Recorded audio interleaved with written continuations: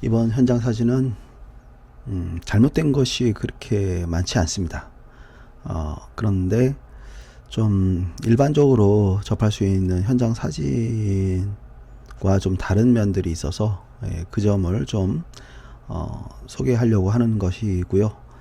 그리고 잘못됐다라기보다는 이렇게 해서 잘못될 수도 있다, 또는 해석이 잘못 해석이 돼서 잘하려고 하는데 역효과가 될 수도 있다 라는 부분에서 그냥 참고로 설명을 드리려고 하는 사진입니다.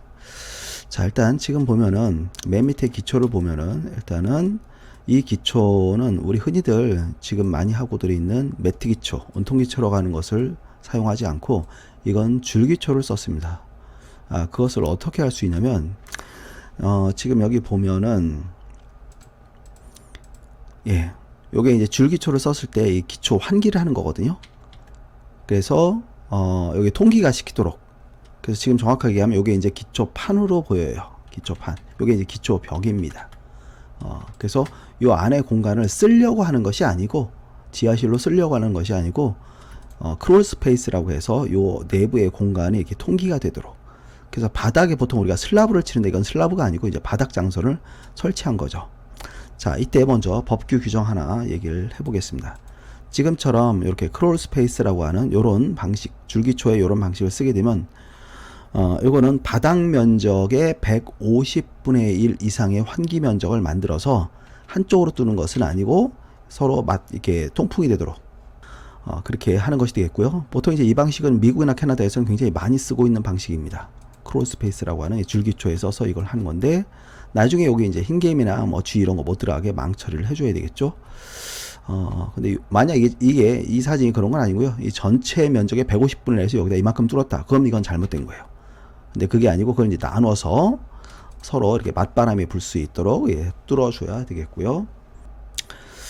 자, 그런데 지금 이게 만약 줄기초라고 가정을 했을 때 이게 기초판, 이게 기초벽이라면 이게 몇 층짜리 집이냐에 따라서 기초판의 두께 폭이 달라지고 기초벽의 두께도 역시 달라지죠. 자, 그런데 만약 이 지역이 이제 어느 지역인지는 알 수 없어요. 사진만 가지고 알 수는 없는데, 지금 이거는 거의 맨 땅에 그냥 올린 것으로 보이거든요. 거의.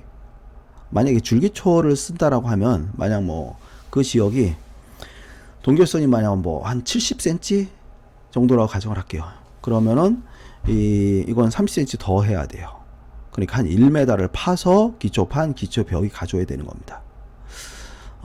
그런 걸로 본다라면은 이거는 잘못됐을 가능성이 매우 높아 보이죠. 우리나라에 이렇게 맨 땅 위에다 올려도 되는 정도의 동결선을 가진 곳은 없어요. 그래서 만약에 줄기초로 해서 동결선을 이 밑을 지금 확인이 안 되지만 동결선을 이렇게 무시하고 작업이 된 것으로 추정이 좀 됩니다. 자, 그 다음 뭐 이거는 뭐 당연히 좀 틀렸죠. 이게 왜냐면 기초에 대한 수평이 안 맞다 보니까 여기에다 이제 토대를 놓고, 그리고 이제 그 위에 장소를 놨는데 이 수평이 안 맞다 보니까 이제 쐐기를 끼워 넣어서 수평을 맞춘 것으로 보여지고요. 그리고 여기 기초하고 요 토대 사이에 이제 실실러라는 걸 쓰는 건데, 지금 보면 쓴 것으로 보여집니다. 여기 지금 살짝 보여요. 여기 지금 살짝 보이거든요. 실실러는 정상적으로 썼고, 그러면 앵커 볼트가 어두워서 잘 안 보이는데 설치가 됐을 걸로 일단 추정을 해봅니다. 앵커 볼트가 설치가 됐다라고 가정을 할 때, 결국은 앵커 볼트는 이 토대만을 잡고 있는 거죠. 이 장선을 잡고 있는 건 아니에요. 자, 그러면 요게 이제 나중에 합판을 설치할 때 합판이 충분히 밑에 있는 토대를 지나서 1인치 이상 밑으로 내려오도록 해서 꼼꼼히 여기에, 이쪽에 합판에 못 박고 이쪽에도 꼼꼼히 못을 박아서 잘 처리를 해줘야 되겠고요. 지금 이 상태로 그냥 마무리가 돼서는 안 되겠습니다. 그리고 지금 여기 보면은 이제 현장에 비가 좀 온 것으로 보입니다. 여기 물이 좀 고여 있죠. 콘크리트도 약간 젖어 있고, 그래서 바닥에다 지금 장선 깔고 합판 깔고 그리고 그 위에다가 현재 지금 비닐을 설치한 걸로 보입니다. 이유는 왜냐면은 이 합판이 썩는다 안 썩는다의 문제는 아니에요. 만약 이게 이 비닐이 없는 상태에 비가 맞았다고 해서 이 합판이 썩거나 그러진 않습니다. 그런데 이 안쪽에서 결국 무슨 작업을 해야 되냐면 단열재 작업을 해야 돼요. 그러면 만약 지금의 경우라고, 이 현장의 경우라고 가정을 한다면 단열재를 미리 설치를 하고 합판을 쳤다라고 가정을 했을 때 비가 온다라면 단열재가 다 젖겠죠. 정말 낭패를 보는 겁니다. 자, 그런데 그게 아니고 비닐을 쳤지만 단열재는 치지 않았다고 가정을 해보자고요. 그러면 요 구멍으로, 환기 구멍으로 사람이 안으로 들어가야 됩니다.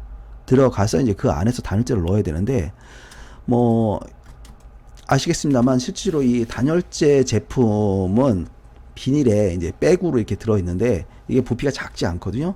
이 안으로 들어가지 못해요. 그러면 누군가가 그걸 일일이 다 낱개로 해서 이 안으로 집어넣어줘야 되고, 이 안에다 작업등 켜서 천장에다 작업을 해야 되는데, 그리고 좁은 공간에서 누워서, 엎드려서 누워서 이렇게 해야겠죠. 결코 쉬운 작업이 아니고 결코의 좋은 결과물을 만들 수 없습니다. 왜냐하면 작업 환경이 나쁘면 무조건 좋은 결과물을 만들 수가 없어요. 그래서 그런 면에서 지금 둘 다 문제가 되죠. 단열재가 미리 설치가 됐다 하더라도 문제고, 만약 되지 않았다라고 하면 역시 또 문제가 되는 그런 상황이겠습니다. 자, 그리고 해상도가 좀 낮긴 하지만 합판은 TNG 합판 쓴 것으로 보입니다. 통행그루브라고 하는 쪽매혀 방식이라고 하죠. 살짝 지금 느낌이 살짝 있어요. 튀어나온 느낌이. 자, 그리고 또 다른 거를 한번 보겠습니다. 자, 지금 여기 보면은 헤더 쪽을 볼게요. 자, 헤더를 보면은 헤더에 역시 비닐이 쳐 있어요. 비닐이. 그렇죠?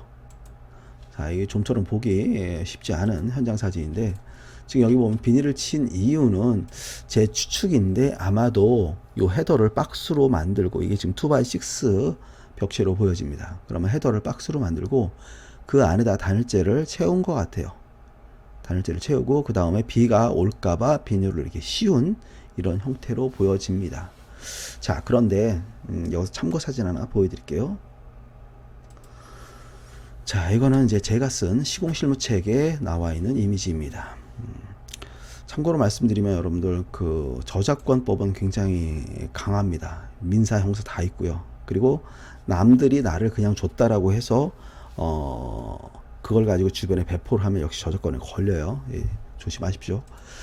자, 이거 그냥 제가 한 거니까. 자, 지금 여기 보면 헤더가 있어요. 2x6 벽체 1대인데 외벽이고요. 이때 얘는 현재 2x10 부재를 하나, 둘, 세 개를 썼어요. 얘는 하나, 두 개를 썼어요.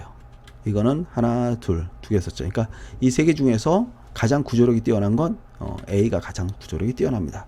그러나 단열 성능은 좀 떨어지죠. 예. 자, B하고 C 두 가지만 비교를 해볼게요.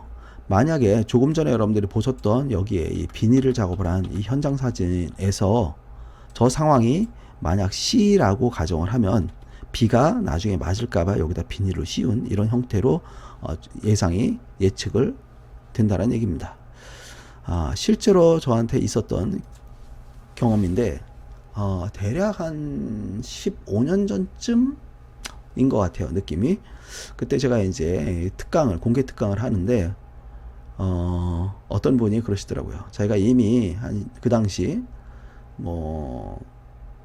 오래전에 이미 목주택을 자기를 한번 지었대요. 근데 너무 날림으로 엉망이 붙어가지고 그건 이제 팔고, 그러니까 그분이 엉망으로 지었는데 그 엉망으로 지은 걸 팔았다는 얘기를 본인 스스로 하는 거죠. 남 속여서 팔았다는 얘기를 스스로 하는 겁니다. 자, 그리고 나서 이번에는 정말 잘 지어야겠다, 제대로 지어야겠다고 해서 전국 각지를 돌아다니면서 시공을 하면서 그 빌더를 목수를 만났대요. 1년 반 만에. 그래서 그냥 저는 그런가 보다 뭐 이렇게 생각을 했는데, 그 교육 담당하는 분이 뭐가 마음에 들어서 그분을 선택했었습니까? 라고 물어보니까, 다른 사람들은 이 헤더를 만들고 안에다가 단열재를 집어넣지 않는데 유일하게 이 안에다 단열재를 집어넣는 팀을 만났다는 거예요. 팀장을. 그래서 그 사람하고 공사를 하기로 결정을 했답니다. 그래서 제가 그 얘기를 듣고 좀 기가 차가지고 제가 화면에다가 이걸 띄웠죠. 그래서 뭐라고 얘기했냐면 지금처럼 여기다 이걸 집어 넣으면 현장에 단열재가 도착을 해야 되고 골조팀이 이걸 작업을 해야 되고, 그리고 만약 여기다 단열재를 채우지 않아도 확인할 길은 없다. 그리고 만약 여기다 단열재를 채웠어도 비가 오면 젖는다 라고 얘기를 했죠. 그랬더니 이제 그분이 좀 당황했나 봐요. 굉장히 기분이 나빴겠죠. 저의 설명에 대해서. 저보다 뭐 몇 살 더 위로 보였었는데 기분 나쁠 상황이 아니죠. 일단 본인이 엉터리 쥐어서 엉터리로 나무 속에서 팔았고, 또 두 번째 실패할 수 있는 거를 저의 한마디로 그거를 구제를 해줬다면 감사할 일인데 굉장히 좀 불쾌하게 생각하시더라고요. 그리고 나서 그 이후로는 오지 않으셨습니다. 제발 더 공부하고 잘 지었길 바랍니다. 자, 지금 여기 보시면 그래서 이건 단점이 그런 단점이 있어요. 그래서 이렇게 헤더를 두 개를 모아놓고 나중에 지문까지 다 끝난 다음에 안쪽에서 단열재를 하는 이 B의 방법을 쓰는 것이 더 좋은 방법이 되겠습니다. 자, 그래서 이번 현장에서는 아까 말씀드렸던 줄기초에 대한 얘기, 동결선한 얘기, 기초 환기에 대한 얘기, 수평 맞췄을 때 합판 내려서 확실하게 결속해야 되는 부분, 이렇게 비닐을 미리 쳤을 때 단점 얘기, 그리고 헤더 쪽에도 역시 비닐을 쳤을 때 단점 얘기를 좀 해봤습니다. 그리고 이제 또 하나는 현재 지금 합판을 설치하지 않고 나중에 후공 작업으로 이제 지금 준비를 하고 있는 건데, 이거에 대한 문제도 실은 되게 많은데 물론 규정상으로 잘못된 건 아니에요. 미국 캐나다에서도 이렇게 많이 하니까. 그러나 이거에 대한 단점이 굉장히 많다는 건 다음에 또 다른 영상에서 설명드리도록 하겠습니다.